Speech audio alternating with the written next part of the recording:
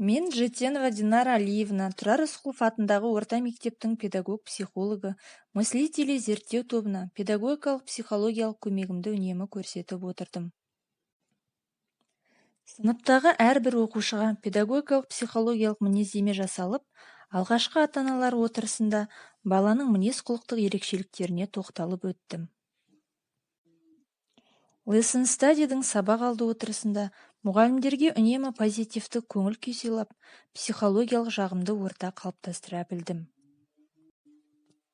Сабақты бірлесіп жоспарлағанда әдіс-тәсілдерді дұрыс таңдауға, жаңартылған білім мазмұнына сай сабақ құруға бағыт-бағдар беріп отырдым.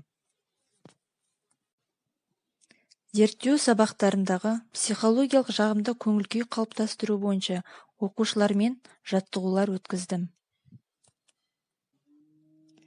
Сабақ беруші ұстаздардың ресурстарын дайындауға үнемі көмектесіп жүрдім. Зерттеу сабақтарында рөлдік ойындарды да ойнап, әріптестеріме үнемі көмек беруден жалықпадым. Біздің мыслители тобы позитивті, шығармашыл, әртістік шеберліктері өте жоғары, бастаған ісін аяғына дейін орындай білетін, дарынды ұстаздарға толы. Осы топта психологиялық міндетімді өз дәрежесінде атқарғаныма сенімім мол.